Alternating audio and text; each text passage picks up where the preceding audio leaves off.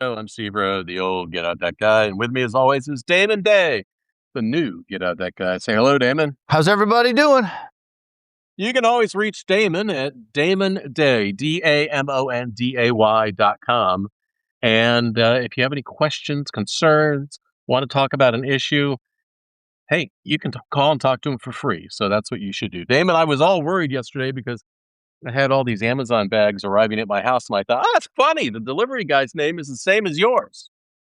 Damon delivered the stuff? They all said Damon Day. Oh, I was like, wait, what? Mm-hmm. Yeah, my son and I are heading out to North Carolina on Saturday. My son's got a baseball tournament out there. So while I'm out there, I'm going to visit the old Steve-O. That's right. We'll probably do a podcast together while you're here. Yeah, we'll have to record it early because I'm only going to be there Saturday through Wednesday, and I don't know the game schedule. But one of the days there, we'll do the pod, and I'll get in your office, and we'll do it in the same room for the first time in a long time. Yeah. Or you know what? We could take it on the road, and I could record it on the iPhone sitting in the stands at your son's baseball game. We could do that. You know, the weather's actually supposed to be in the 70s, so if you've got some spare time, you might actually be able to catch a game this time. Yeah. Because last time we were the high 90s and like 1,000% humidity last time we were out there last summer? No clouds. Yeah. You're like, I'd love to go watch Hunter play, but no thanks. No, not unless he's playing at midnight. I'm out. Do they have indoor stadiums for them 17-year-olds? Do they have indoor baseball stadiums at all? Well, they do, but not for the high school kids. No. Okay. They don't generate enough revenue to justify that. I'm surprised. Anyway, let's get talking about debt because there's so much to cover these days. Damon, what caught your eye first? Well, so many good articles, Steve. And what we do, if you're new here, we like to go through the getoutofdebt.org site, which is the site that Steve has written, I don't know, 1 million, 2 million articles, give or take a few million. He writes a lot of good information up there. And we realized he's doing so much work over there that it just made it easy to do the show to just simply go through the latest articles for the week and talk about what he's already researched and figured out. So I went through, and actually the challenge I had this week was just on the first page of the articles, there was more articles I wanted to talk about than I knew we would have time for. So I've got like 7 articles listed here that we're not going to get to. So I've tried to prioritize them. But the first one that caught my eye, and this, Steve, is something that I know I've been saying for at least 15 years, and you probably about the same. But this title of this article, and if you're interested in any of these things that we're talking about, just go to getoutofdebt.org. Go to the top right. There's a little magnifying glass. You could hit search, type in any of these keywords that we're talking about, and the articles will come up. But the title, or just go right to the green bar at the top and just click on latest posts. Now, when did you add that? When I redid the site. Shows how astute I am. I always go to the very bottom and click browse articles.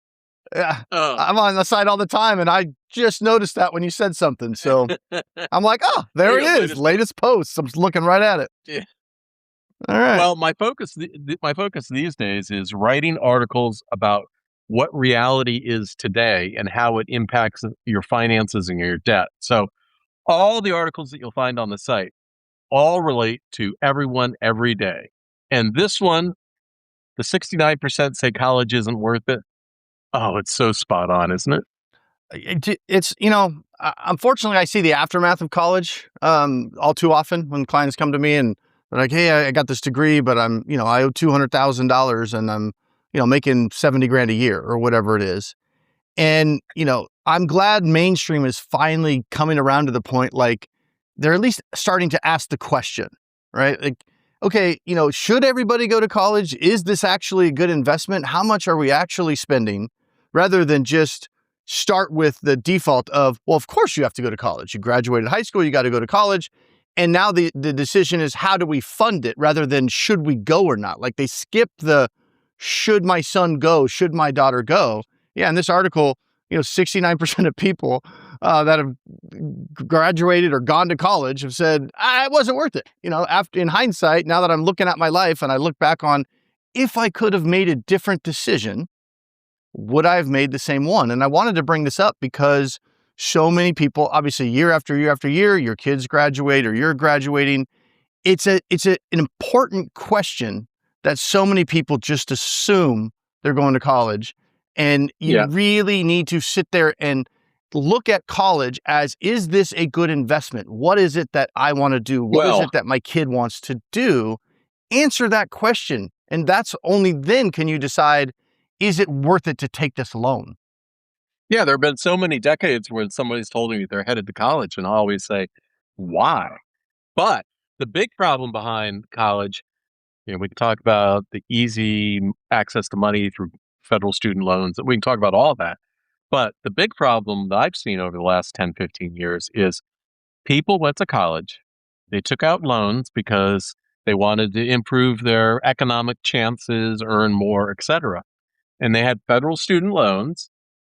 But the damn government keeps changing the programs and changing the terms and changing everything else. There's no continuity there.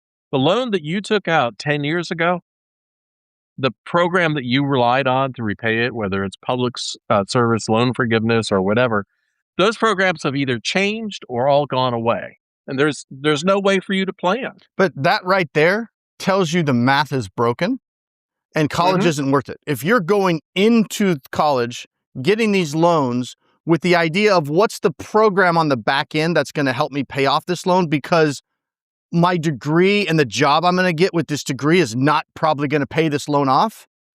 Full stop. That's all you need to know. Right. That already answered your question. It's not a good investment. You're hoping some government bailout is going to get you out of this obligation. And if that's the case, you should not be doing it, regardless of whether the government comes through or doesn't. Hint, hint, they usually don't.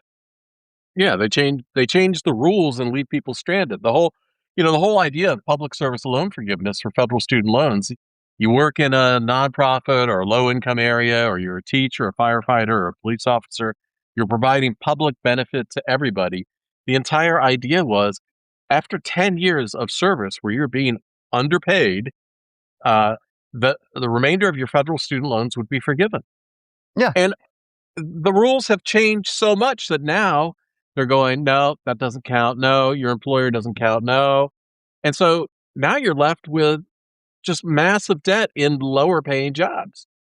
Yeah. And see, are you trying to say that easy access to cheap money doesn't drive up prices?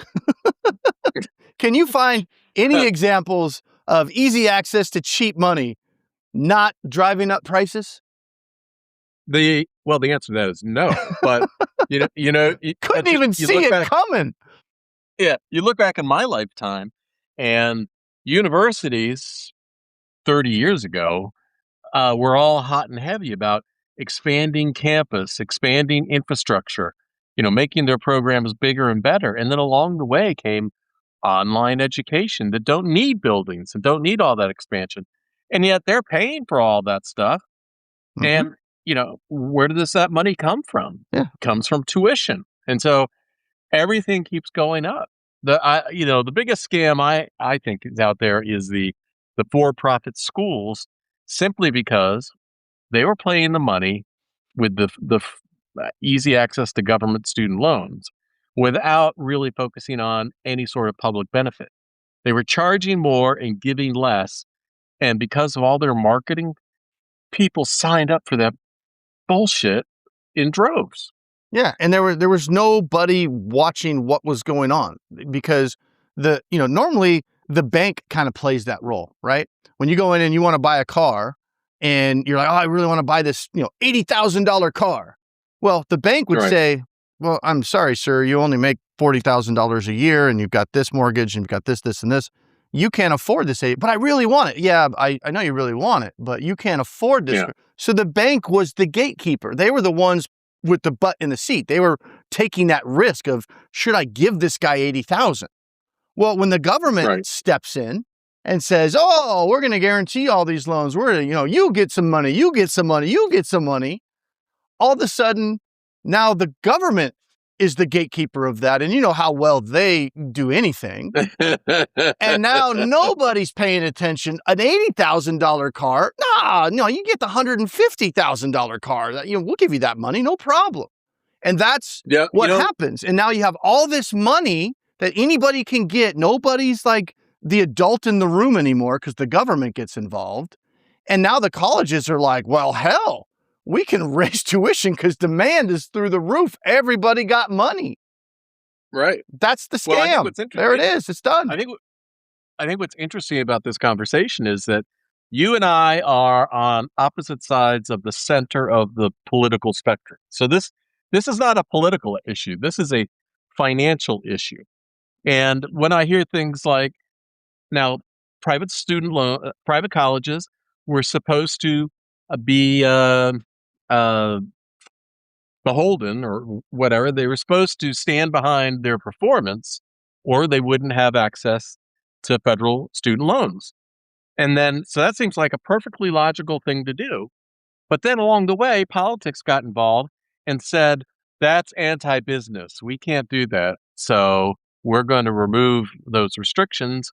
And people are back to being, stuck in bad financial places all by themselves. And nobody's looking out for you except that dog. Yeah, my little freaking Maltese, dude. I don't know. There's nothing I can do. My office is next to my front door, and Amazon is like, Amazon comes every other hour, basically. So it is what it is. It's just part of the charm of this show, high production value. You got the Maltese yapping away, letting everybody know. But mine's at daycare. But circling back to how does this pertain to you? The government did this, the government did that, whatever. Politicians are doing this. This pertains to you because the cost of college has skyrocketed and the value has actually, in my opinion, gone down. A college degree today is not as valuable as a college degree 30 years ago in the marketplace. It's just not, right? Case in point, I had a gentleman call me last week. We were having this conversation about his situation, and he made good income, $500,000 a year. So I guess I just say great income. People be like, good income? What you talking about, Willis? Yeah.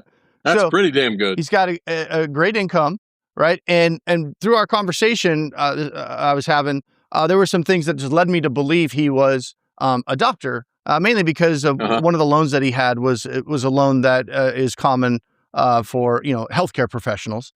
And so I just said, at one point I said, well, what kind of a doctor are you? Like, I already just assumed he was a doctor. And I was just, well, what kind of a doctor, are you? And he goes, doctor? He goes, I'm a lineman. And of course, in my head, I'm like, in the NFL, like he's making $500,000 a year. Yeah. And then I'm like, and then I clicked in my head, no, he's talking about power lines. Like he works on power lines and he's making $500,000 a year working on power lines. Now, let me caveat that with being a lineman is a dangerous profession. In fact, I looked it up, and linemen are 400% more likely to have a fatality on the job than across all jobs, basically. So there is that caveat. But the point is that trades type jobs these days are outperforming college degree type jobs for the most part. And you don't need a college degree for any of these things. So $500,000 a year without a college degree. So going to college should not be the automatic default. Figure out what you or your kids want to do before signing those student loans. They may not need to go to college, and they could start their careers years sooner. You have to account for that also. Here's the thing about one of the biggest expenses that people will have in their lives besides a mortgage, the student loans, is everyone is sleepwalking into this. Mm-hmm. And what I mean by that is you have the expectation Johnny's going to go to college when he graduates high school. You have the student counselor in high school pushing people to go to college. You've got the peers pushing people to go to college. You have the parents saying, we need to send to go to college. And then you have the 18-year-old, you're asking them to define what they're going to do for the rest of their lives and take out all these loans. Nobody asks the one question that I've always asked and had people stare at me like I have four heads, which is, why? Yeah. Why not do two things? As I talk about in this post, 77% of Americans now say trade jobs are more secure than office positions. But if Johnny does need to go to college, he wants to jumpstart college, go to your damn local community college first for a couple years. Let him figure it out. Do not get a student loan if your child doesn't know what they want to do. Now, is it possible they change their mind? Yeah. But if they're just like, I'm not sure, I'm going to go to college and figure it out. No, fine. Go to community college and figure it out. My son's going to community college. He's not sure what he wants to do with the whole AI thing and everything, and things are kind of up in the air. So, hey, no problem. Go to the community college. Costs a couple $100 a month. No student loans Right. involved. No problem. I'll pay a couple $100 a month. You get your associate's degree. That's 2 years. If you do decide during that time you want to go to get your bachelor's degree, okay, we can figure it out at that time. And hopefully by then, now you'll be 20, going on 21. Brain's going to be a little bit more developed, might really know what you want to do. Right. And then we can run those numbers. Is this a good idea? But in the meantime, he's getting those same 2 years worth of schooling for the most part, as far as the degree goes, for a couple of $100 a month, not $30,000 a year. So I graduated high school in Maryland, and I've said it before on the podcast, but this is a real life event that happened. I'm standing in line in high school, right towards the end of the senior year, and the person in front of me is talking to somebody else, and they say, "Hey, what college are you going to go to?" And he goes, "University of Central Florida." And the other guy goes, "That's an out-of-state school. I mean, that's out-of-state tuition. That's pretty expensive. Why are you going there?" And he goes, "Dude, they got the best parties." Well, okay. Good research. Yeah. Yeah. Well, and this segues into the next article, because something you just mentioned about, trade jobs versus office jobs. And so, Steve, this article on the site, Oracle just laid off 30,000 people to fund AI. Right? Yeah. They all probably have college degrees. All 30,000 of them. Bet you they have college degrees. This is a difficult subject because in two of my businesses that I run, I'm heavily involved in AI. And I think what you hear out there about AI is both sides of the spectrum. What I mean is you hear a lot of stuff out there. AI can't replace jobs. This is all lies. Companies that are laying off employees to replace things with AI, that's garbage. It's never going to last. And then the other side of the coin, you've got all the things that AI is actually doing, and like Oracle laying off 30,000 people because they can write code better with artificial intelligence. Now, so the reality is here's the truth about artificial intelligence. Some of the stuff that you hear about it being problematic or not great or creating issues, in the earliest days, that stuff was true. It wasn't perfect. It only gets better every day. Today is the best day that it's ever been. Tomorrow will be better. But an underlying factor is 44% of people who say they work in offices where AI is being implemented also say that they secretly sabotage it. So, so it might not look effective, but I am telling you, I have done such incredible things with writing AI code. And, this in the last 30 days, I've replaced almost $1,000 of monthly fees on software that I use with AI code that I have written myself. So it's coming. It's coming. And if you don't think that your job can't be replaced with AI or robotics, it can be. So, we're saying that if you go and study a trade, it's less likely that you'll be influenced by artificial intelligence hitting your career. The caveat there is for now, because as this gets more advanced, there will be things that robotics will be able to do. But for right now, Oracle laying off 30,000. I've got a post that's coming out today. If you haven't subscribed to the free newsletter, I getoutofdebt.org. I send out a daily update about what's happening. One of the posts today is that a company called Freshworks just cut 500 jobs because half their software code is written by AI. Yeah. So it's the same sort of thing that Oracle just considered. Now, Damon's got the best advice. So let's say that you say to yourself, your spouse, your friend, I heard what Steve said. Um, I don't think that he's being hyperbolic. I don't think that he's trying to scare me. I think he's telling me the truth. The truth you need to hear about your finances when it comes to this is, Damon. Well, you put me on the spot. We got the best advice. Now I'm starting to go back. I'm like, wait, which advice is this? So I think Get out of debt. yeah, I say, I think where you're going with this is, all right. So, we're not trying to be the Chicken Little. And I mentioned this to Steve before the podcast is this podcast, this one is going to feel very Chicken Little-y, if you will. And then I posed the question, is it Chicken Little if it's true though? Right? Like but here's the thing. Okay. It's Chicken Little if you're just trying to scare people. It's chicken dead when it happens. Yeah. So my advice goes back to the same advice we've been spouting on every podcast we do, which is prepare now. Get out. The debt is the weight around your neck. Any debt that you're carrying right now, let's say, don't wait until you get the announcement, from your job that you lost your job, and you may never lose your job, and that's great. Right. But what I can tell you is it's a lot easier to breathe and to navigate a, quote unquote crisis if you don't have debt around your neck when it happens. So if you're gainfully employed now, you've got good income now, and you're just carrying debt, 50 grand, 80 grand, 100 grand, get the hell out of debt now. And if this never happens to you, if you're never affected by the economy or any of this stuff, so what? Great, right? If the worst case scenario is you have extra cash every month because you got out of debt and you can invest in your future, that's the downside of getting out of debt right now.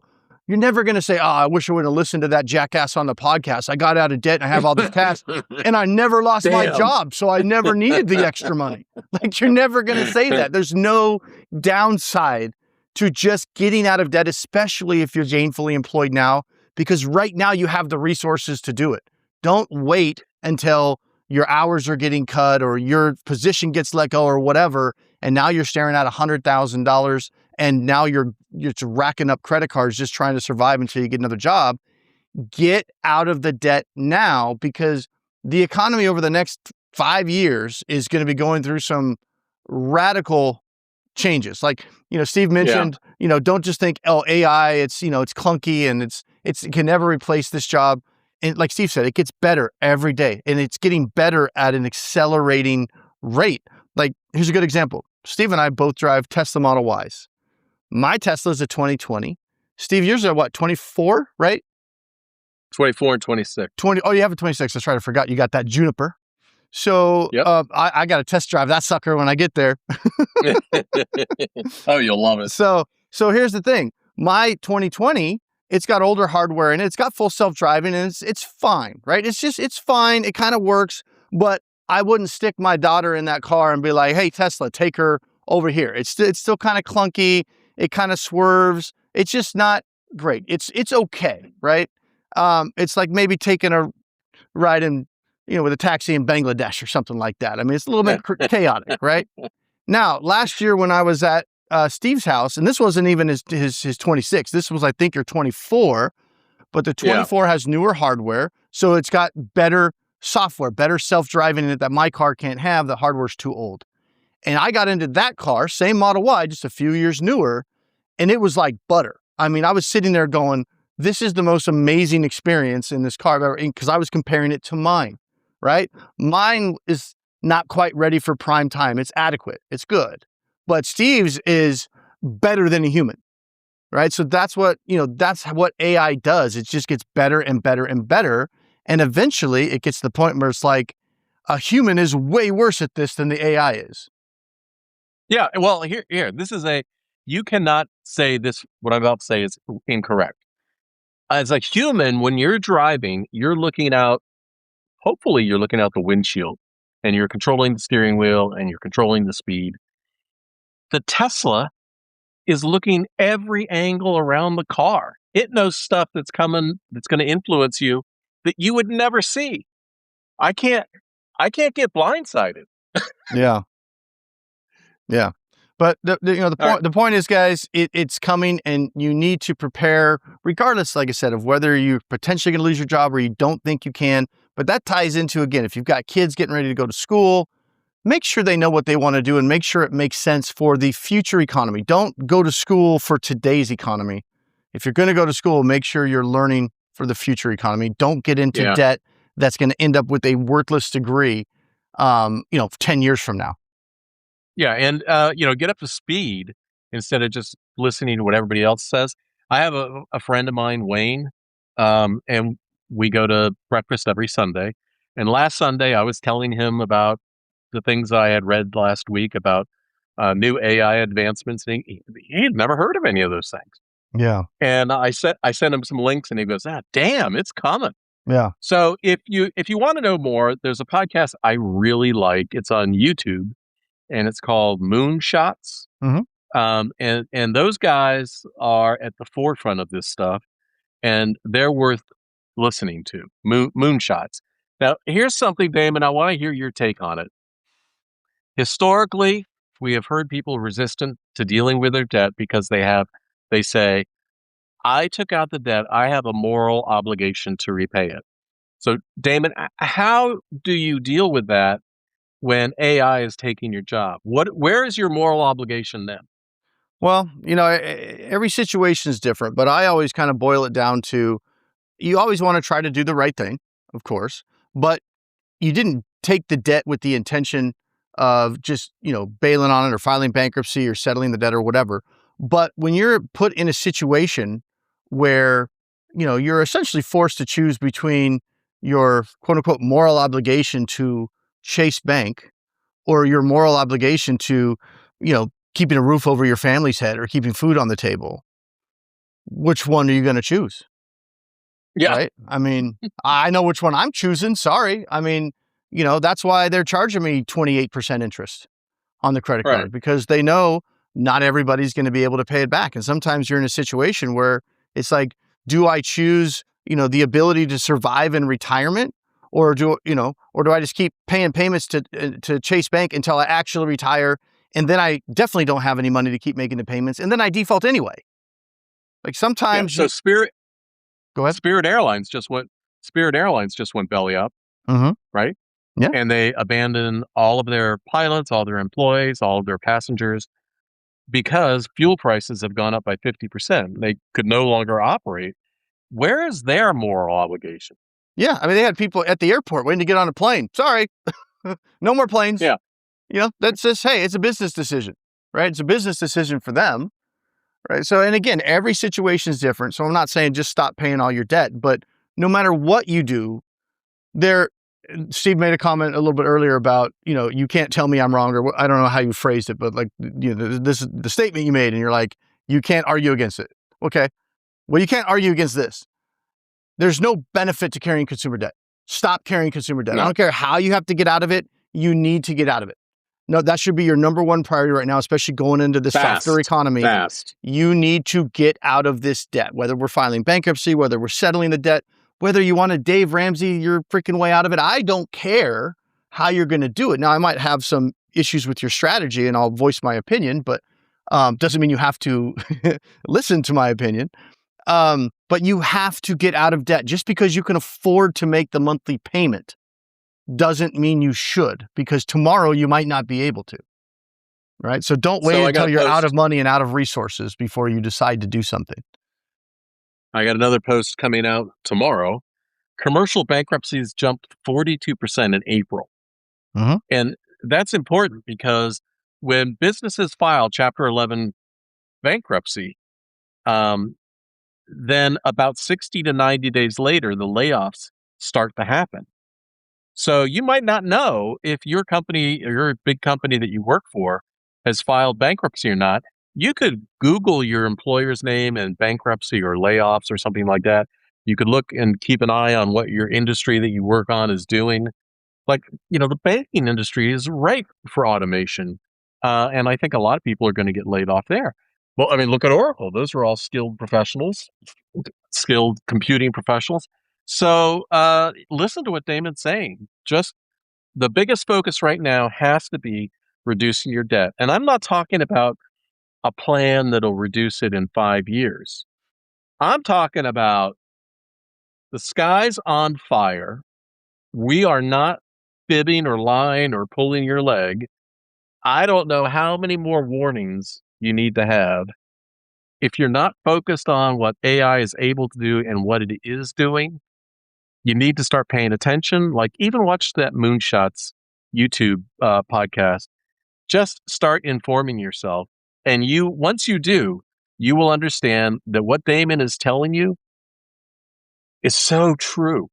If you're not listening, you're going to be crying about it later, because this leads right into the next article that you had about Social Security. But did you have anything more you wanted to say about? Well, yeah. Before we jump into Social Security, I was going to say I was watching a clip of the Joe Rogan podcast a couple days ago. He's interviewing Elon Musk, right? Yeah. And he was asking him about, AI and, what are all these people going to do when they lose their jobs? And, Yeah. Elon, and you know how Elon is, he thinks about his responses and it's very calculated. And, he said, well, this has been going on since, basically the beginning of human history. Technology will come out right. and they'll replace jobs. And he gave the example of computers.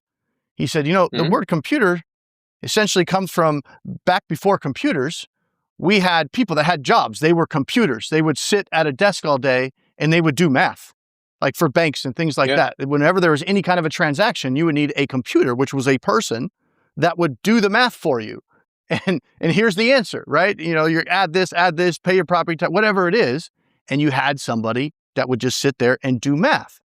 And then the computer came along and completely replaced that entire industry. There are no manual computers for the most part. There's no person sitting there doing the math. You have computers. So he goes, this has been going on since the beginning of time, basically. And those people have to go do something else. That's what they did. They just went and did something else. Their profession was gone. And then Joe said, well, what jobs should people be looking at? And Elon didn't have an answer for that. So then they started talking about the universal basic income idea. Like, all people are going to be out of a job. And Elon came back with, well, I don't think it needs to be basic income. I think it needs to be universal high income. So who the hell knows where everything's going? But what I can tell you, the transition will be easier if you don't have any debt. I promise. Yeah. So, well, the funny thing about that is Elon is right, because if it's only universal basic income and everybody is just able to get by, the problem is we live in a consumer society that if people don't consume, the economy will collapse.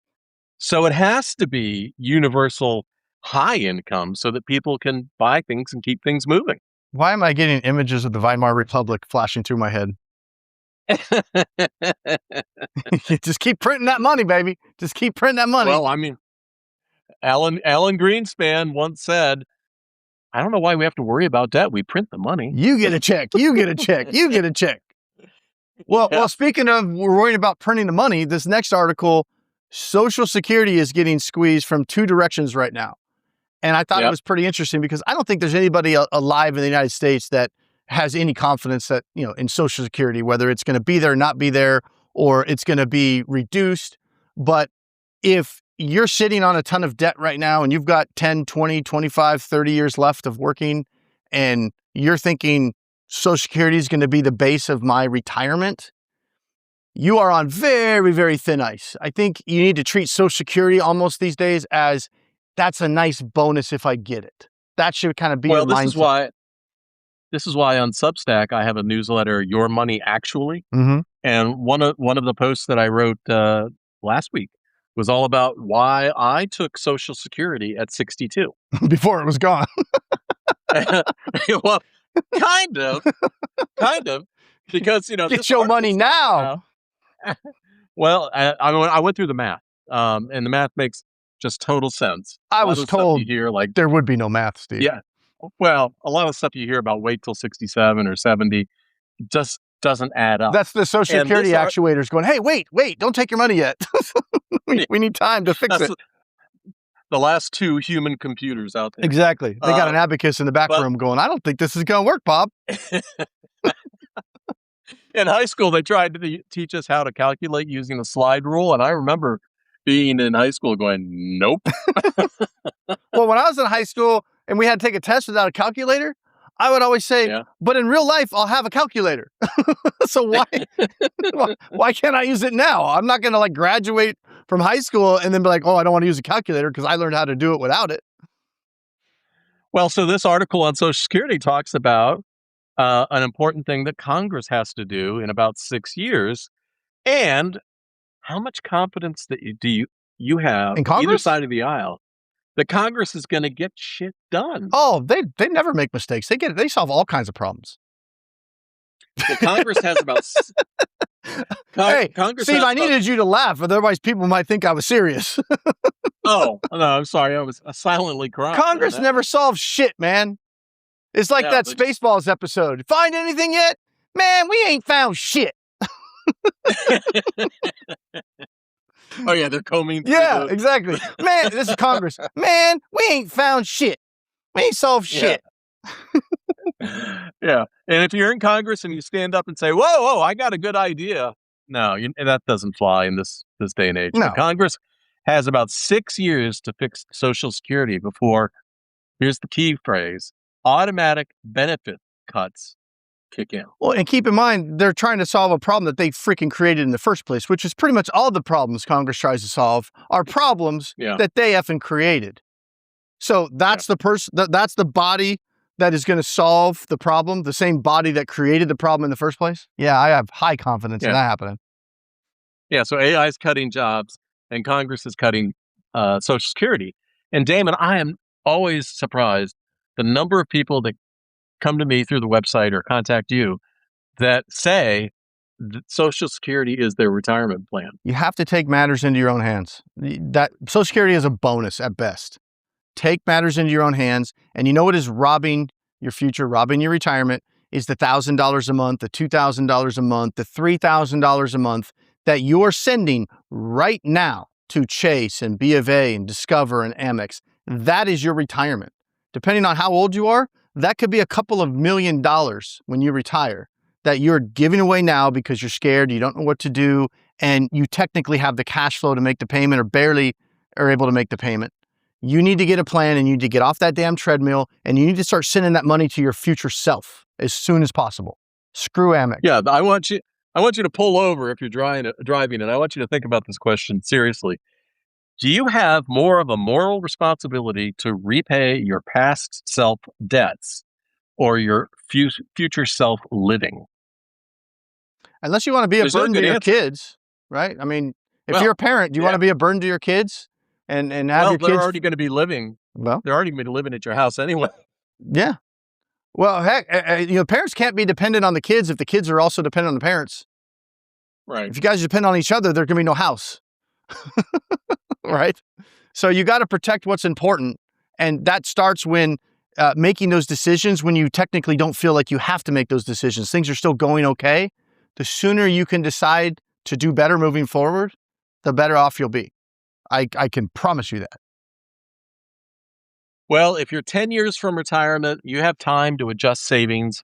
I don't think there's any other clear answer other than you need to eliminate your consumer debt now and start putting that money in your future self retirement account while you still can.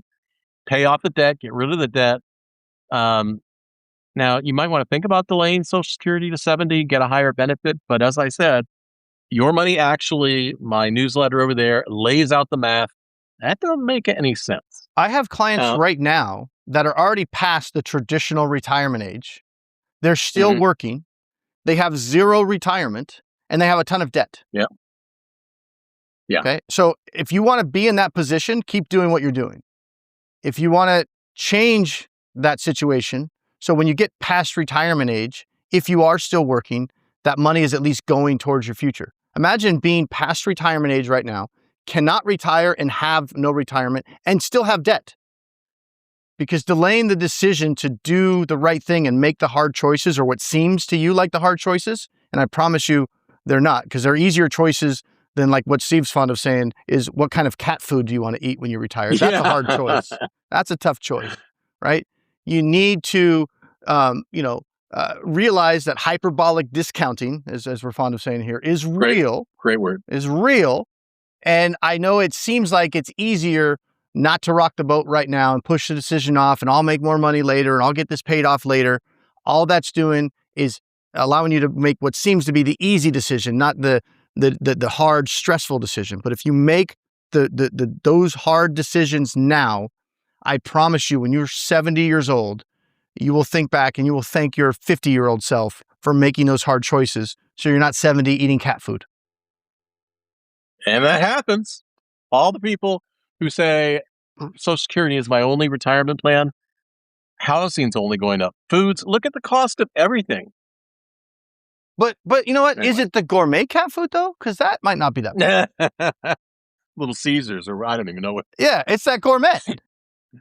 Yeah, it's gourmet. I like that gourmet. The dollar store has great gourmet cat food. Yeah, and it's just right there on the shelf. You just stock it up. So, segue, because I know we're running out of time here. Another article: gas prices just hit $4.39. As if we're not throwing enough crap at you for reasons to get the hell out of debt. How you doing with those gas prices? Guess what? They're probably going on your credit card, right?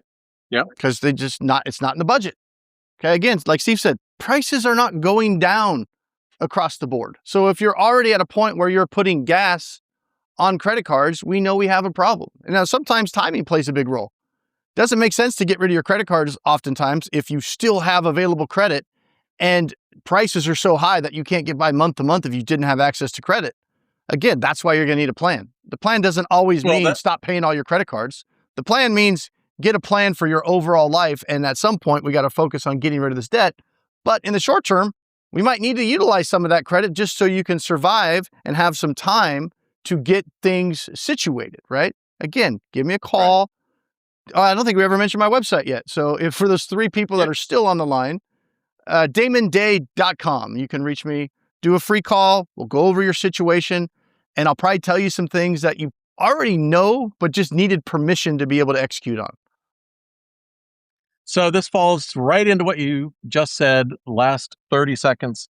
Foreclosures just hit a 6-year high. And it's not because of the mortgage that people are losing their homes. It's because the cost of everything else, including gas, including insurance, including taxes, everything is going up, which makes the mortgage that you thought you could afford 10 years ago now suddenly unaffordable. Yeah. And on that note, all right, Damon, I've got a consult right now. Okay. Until next time, I will see you. Peace.